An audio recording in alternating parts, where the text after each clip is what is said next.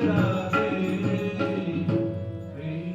श्याम सुंदर त्रिभंग ललित मुद्रा में खड़े हुए थे। त्रिभंग ललितश्चारु कौस्तभेन विराजिता कोटि मनमत लावण्यो हरिश्चंदन चर्चित। भगवान सबके चित्त को चुरा रहे थे। वक्ष स्थल पर कौस्तुभ मणि सुशोभित हो रही थी। सारा श्री अंग हरिचंदन से चर्चित था। उस रूप माधुरी की शोभा का क्या बखान करें। करोड़ों कामदेव उस पर विलज्जित हो रहे थे।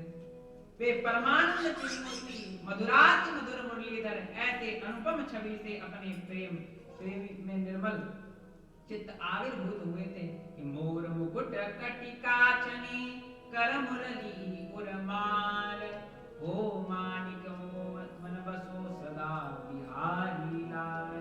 सबने उस भगवान की दिव्य मूर्ति को अपने हृदय में धारण किया है। और वैकुंठवासिनः ये च वैष्णवा उद्धवादय तत्कथा श्रवणार्थाते गूढ़रूपेण संस्थिता। अपने पार्षदों के साथ भगवान उद्धवादि पार्षदों के साथ पधारे हैं, वहां उपस्थित हुए हैं। नारद जी ने कहा महाराज मेरा अनुष्ठान सफल हो गया, जहां आप पधार जाएं वहां से अनुष्ठान पूर्ण ही है। इस प्रकार से सभी भक्तों ने अपनी देह आत्मा की सुधि भूलकर सभी कथा में तन्मय हो गए। सनकादि ऋषियों ने सप्ताह श्रवण कराया है, सप्ताह श्रवण की अलौकिक महिमा बताई है।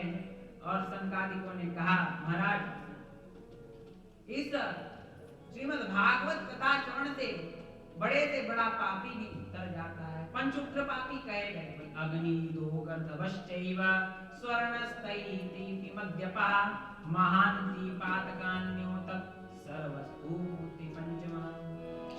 पांच उग्र पापी होते हैं, अग्नि लगाने वाला, विष खिलाने वाला, स्वर्ण की चोरी करने वाला, मदिरा पीने वाला, इनकी संगति करने वाला। ऐसे पापियों का भी उद्धार श्रीमद् भागवत से हो जाता है। महाराज कोई पापी था ऐसे? बोले हाँ, बड़ा विख्यात पापी था। बोले कौन था? बोले ब्राह्मण पुत्र था। कैसा ब्राह्मण पुत्र था महाराज? बोले पहले ब्राह्मण पुत्र को जान लीजिए। कहाँ के ब्राह्मण थे? तुंगभद्रे तटे पूर्व मदभूत मुनि सत्तमं यत्र वर्णास्व धर्मेण तत्कर्माणि तत्परा। तुंगभद्र नदी के तट पर एक अनुपम उत्तम नगर था। उसमें सभी वर्ण के लोग रहते थे, किंतु उसमें एक ब्राह्मण रहते थे। श्रौत स्मार्त कर्मों में निपुण पंडित प्रवर श्री आत्मदेव जी विराजमान थे। द्वितीय वही भास्कर, साक्षात द्वितीय भास्कर के समान बड़े ज्ञानी और तेजस्वी थे। किंतु उनकी पत्नी कलाकारिणी थी धुंधुली। वे उनकी बात नहीं मानती। अब जो उसके मन में आता वही करती। दिन रात अपने कामों में लगी रहती। आत्मदेव जी कौन है? बोले आत्मानं दिव्यति भगवत उपासनाति आत्मदेव।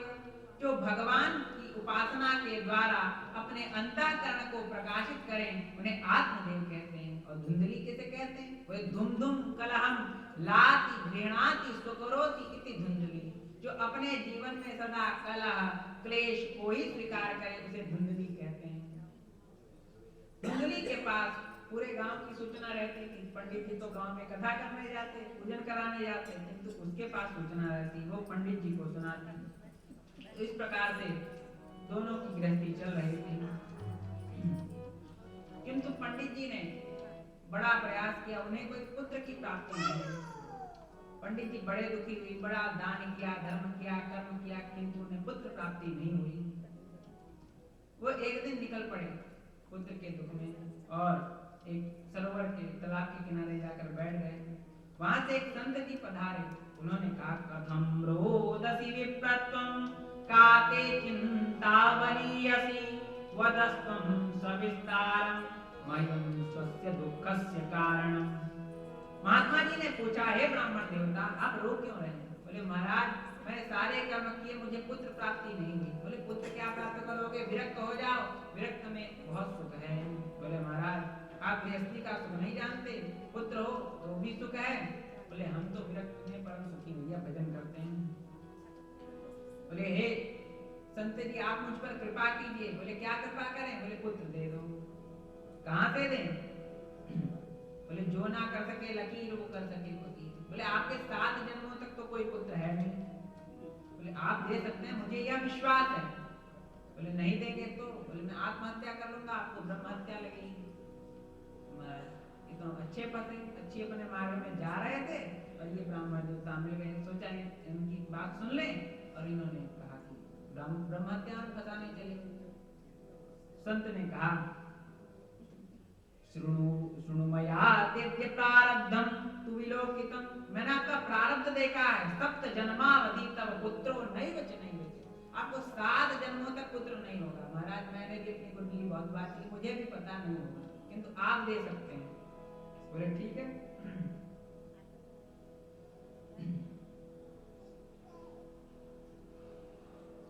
व्यक्ति जब उत्पन्न होता है तब उसकी कितनी आयु, जब पैदा होता है तो उसकी कितनी आयु, क्या यह क्या कर्म करेगा, कितना इसके पास धन होगा, कितनी इसके पास विद्या होगी और इसकी मृत्यु कहाँ होगी, यह सब निश्चित होगा। इसलिए आपका भी सब निश्चित है, हम सब देख रहे हैं। महाराज निश्चित तो है, लेकिन मुझे जो चाहिए वह तो दीजिए। आप फिर बात घुमा रहे हैं, आप मुझे उपदेश करेंगे कि मैं विरक्त हो जाऊं। मुझे विरक्त नहीं होना, मुझे पुत्र चाहिए। बोले ठीक है, आपको हम एक फल देते हैं, इसे अपनी पत्नी को खिला दीजिएगा, उनसे कहिएगा कि वो नियम का पालन करें। 1 वर्ष तक इस नियम को पालन करेंगी तो आपको बहुत उत्तम पुत्र होगा। ठीक है महाराज दीजिए। और उन्होंने फल दे दिया। संत भगवान चले गए। आत्मदेव जी घर में आए, बोले देवी जी ये फल लीजिए, संत ने दिया है, इसको पाएंगी उत्तम पुत्र होगा। अब फल दे दिया, पंडित जी चले गए। अब धुंधली उस फल को लेकर बैठ गई। बोले इसको पाऊं कि नहीं पाऊं? फल खाने से गर्भ होगा और फिर बड़ी दिक्कत होगी। तभी उसकी सहेली आ गई। बोले क्या हुआ? बोले पंडित जी ने फल दिया है, तो इससे क्या होगा? बोले पुत्र होगा। बोले फल खाने से पुत्र हुआ? हम तो रोज फल खाते हैं, हमें तो कुछ नहीं हुआ। बोले नहीं, ये संत का दिया हुआ फल है। बोले तो क्या होगा? बोले फल भक्षेण गर्भस्यात् गर्भेणोदर विद्दिता स्वल्प भक्षम ततो शक्ति कार्यम कथम भवेत्। बोले फल को खा लूंगी, मुझे गर्भ होगा, फिर मैं शक्तिहीन हो जाऊंगी, कार्य नहीं कर पाऊंगी, मेरी ननद आएगी, मेरा सब धन ले जाएगी। कभी संकट पड़ा, हाँ, तब भूकंप आ गया, डाकू चोर लुटेरे आ गए, गर्भिणी कहाँ जाएगी? बोले लालने पालने दुखम प्रसूता याश वर्तते। बोले लालन पालन में बड़ा दुख है, मैं ये नहीं झेल सकती।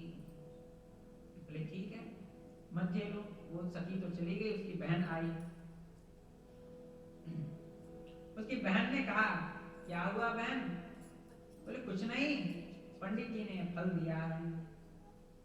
अच्छा तो इससे क्या होगा? बोले इससे पुत्र होगा, ऐसा कहा है। बोले तुम्हारी गाय भी बन जाए, उसे खिला दो और फिर देखो पुत्र होता है कि नहीं होता है। मेरे पुत्र होने वाला है, तुम मुझे धन दे देना, मैं तुम्हें पुत्र दे दूंगी। अच्छा ठीक है, ऐसी युक्ति करेंगे, मैं बता दूंगी कि मेरा बालक 6 महीना होकर नहीं रहा और तुम्हें मैं पुत्र दे दूंगी, आकर उसका लालन पालन कर दूंगी। ठीक है, ये उनके बीच तय हो गया। पंडित जी आए, पूछा देवी फल खा लिया? जी बिल्कुल, उसी समय आपने दिया, मैंने तुरंत पा लिया। पंडित जी प्रसन्न हो गए, बोले देवी नियम का पालन भी कर लिया कीजिए। पंडित जी ज्यादा कुछ नहीं कहते थे, इनसे कहूंगा तो फिर ये सुनाएंगे करके। तब धुंधली ने गर्भवती होने का अभिनय करने लगी हूँ और एक दिन कहा महाराज सुखपूर्वक बालक का जन्म हो गया। आत्मदेव जी प्रसन्न हो गए, बोले किसी को नहीं बुलाया, बालक का जन्म हो गया। पीछे से उसकी बहन का पति आया, वो दे गया, धन ले गया। बोले महाराज ये हो गया। सबको बड़ा आश्चर्य हुआ, बालक का जन्म इतनी सहजता से कैसे हो गया? ऐसा तो होता नहीं, लोग आते हैं। अब आत्मदेव जी बड़े प्रसन्न हुए पुत्र को प्राप्त करके, बड़ा आनंद हुआ, मांगलिक बाजे बजने लगे, उन्होंने सारे संस्कार किए।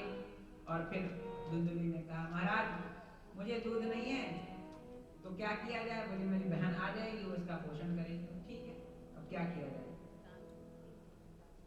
बोले महाराज आप कथा में कहते हैं कि भगवान सबका पालन करते हैं, तो इसका भी करेंगे।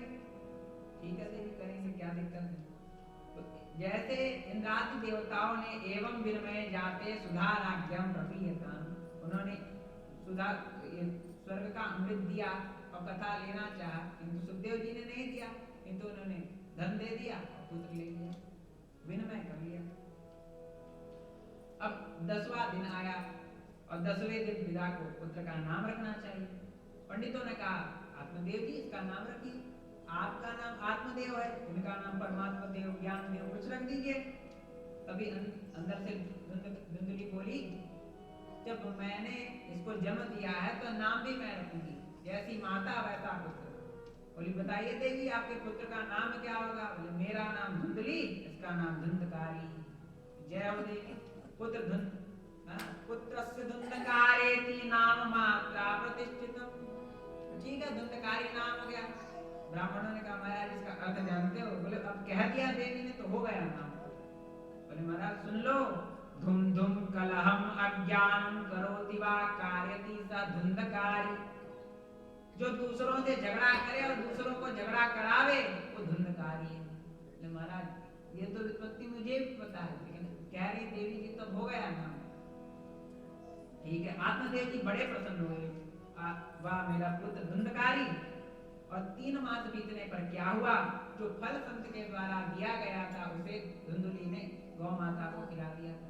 उस संत के फल के प्रभाव से गौ माता को 3 महीने में त्रिमासे निर्गते चात साधेनु सुषुवेर्भगम सर्वांग सुंदरम दिव्यम निर्मलम कनकप्रभम। जो फल खिलाया गया था उससे एक निर्मल सुंदर दिव्य सर्वांग सुंदर स्वर्ण की कांति वाला बालक उत्पन्न हुआ। वह उसका अंग तो मनुष्य की तरह था लेकिन कान गाय की तरह थे। बोले महाराज सभी देखने आने लगे गांव वाले। बोले बताओ भाग्योदयेन धुना जाता आत्मदेवस्य पश्यता धेनवा बाले प्रदे प्रस्तु देवरूपी कौतुकम। गाय ने एक मनुष्य के पुत्र को जन्म दिया है। कहाँ आत्मदेव जी के यहाँ एक पुत्र नहीं था, अब इतना हो गया कि इन्हें तो पुत्र प्राप्त हुआ और गाय से भी इन्हें पुत्र प्राप्त हुआ। इनका बड़ा भाग्य है। आत्मदेव जी ने गौ माता के उस बालक का संस्कार किया और उनके कान को देखकर उनका गौकर्ण नाम रख दिया। और गौकर्ण कहते हैं गोसु उपदिशत श्रवणेषु कर्णेषु यस्य गोकर्ण गोकर्णे कर्णम यस्य सः गोकर्ण। गोसु वेद शास्त्रेषु पुराणानि उपनिषद श्रवणेषु कर्णे यस्य सः गोकर्ण। जो वेद शास्त्र पुराण उपनिषद गीता भागवत रामायण आदि का गुणगान करते हैं वे गोकर्ण सुनते हैं सुनाते हैं। ऐसे श्री गोकर्ण जी महाराज। बोले गोकर्ण जी महाराज की जय। आत्मदेव जी ने दोनों पुत्रों का लालन पालन किया, कोई भेद नहीं किया। और फिर क्या हुआ? बोले नाम के अनुसार दोनों गोकर्ण पंडितो ज्ञानी धुंधकारी महाकल। गोकर्ण जी महान पंडित बन गया, धुंधकारी महान खल बन गया, दुष्ट बन गया। गोकर्ण जी तो कथा श्रवण करते और सुनाने जाते, किंतु यह बड़ा दुष्ट निकला। इसने बड़ा अपने माता पिता को सताने लगा, जिससे व्यतीत होकर गोकर्ण जी के जो पिता हैं श्री आत्मदेव जी वे बड़े दुखी हो गए।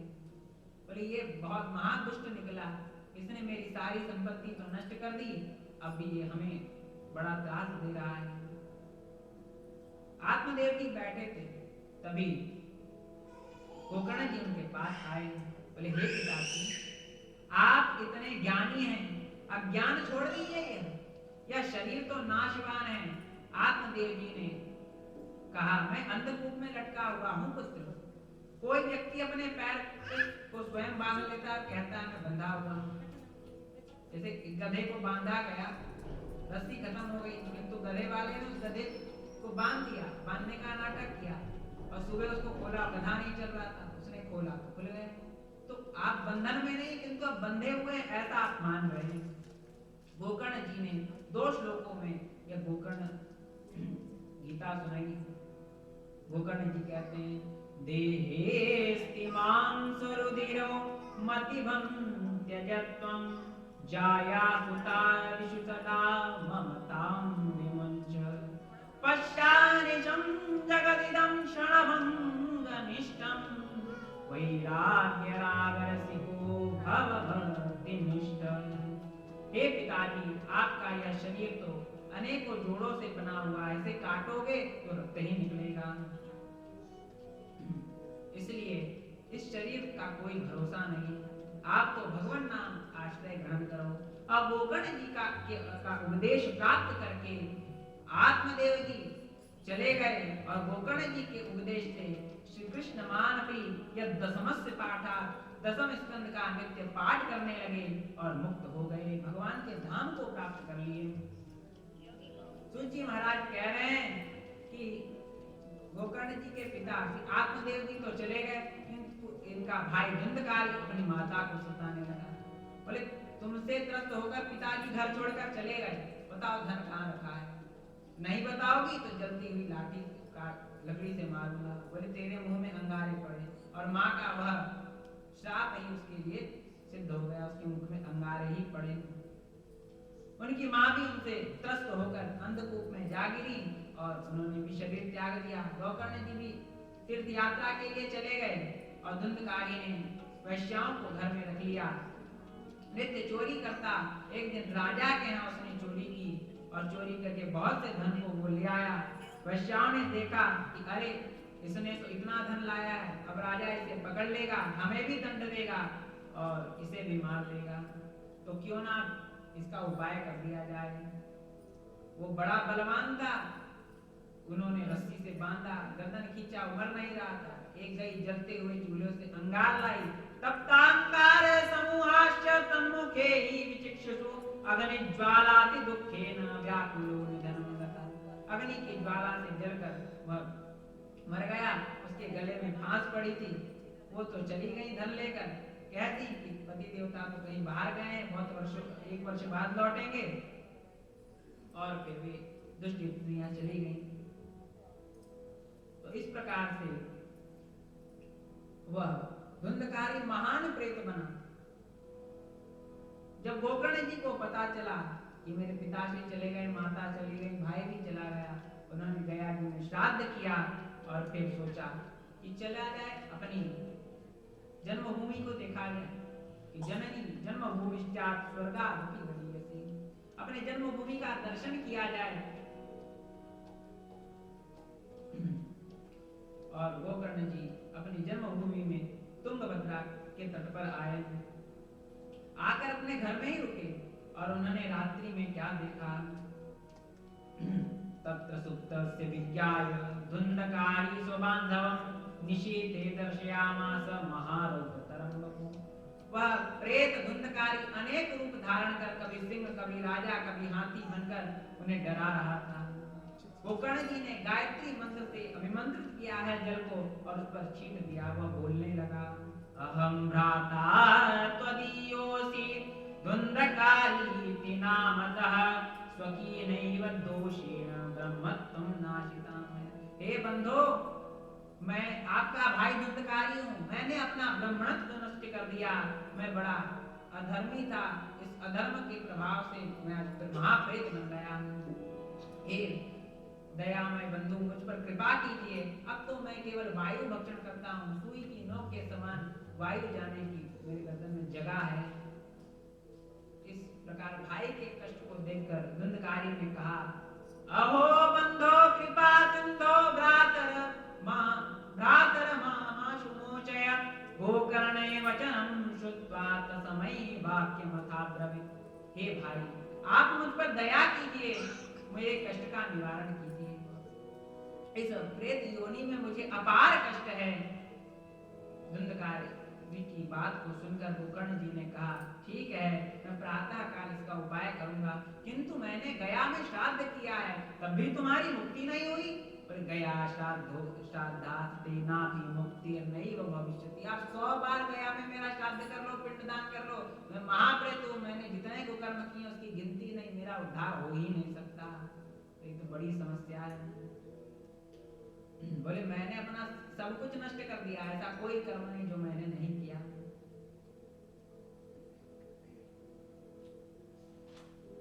गोकर्ण जी प्रातः काल उठे, सभी ने देखा, अरे महाराज गोकर्ण आप कब पधारे? बोले रात्रि में पधारे। उन्होंने बताया कि मेरा भाई तो महाप्रेत बन गया है, इसका उद्धार कैसे होगा? तो बोले महाराज हम तो ग्रंथों को उलट पलट के देख रहे हैं, कोई उद्धार नहीं है।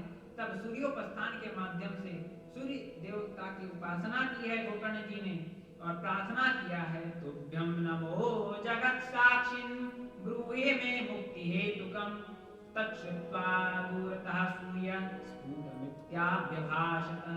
गोकर्ण जी ने कहा, हो भानु तिष्ठ शृणु मम भ्रातु मोक्ष उपायं वद। हे सूर्य नारायण मेरे भाई के मोक्ष का उपाय बताइए। सूर्य नारायण ने कहा, श्रीमद् भागवतम शास्त्रम मुक्ति सप्ताह वाचनम करो। श्रीमद् भागवत शास्त्र से ही आपके भाई की मुक्ति होगी, आप श्रीमद् भागवत शास्त्र का श्रवण कराइए। गोकर्ण जी बड़े प्रसन्न हुए और तुंगभद्रा नदी के तट पर गोकर्ण जी ने समस्त ग्रामवासियों के साथ में श्रीमद् भागवत सप्ताह पारायण शुरू किया। एक 7 गांठ की बांस में धुंधकारी के लिए स्थान रखा, धुंधकारी उसमें प्रवेश कर गया और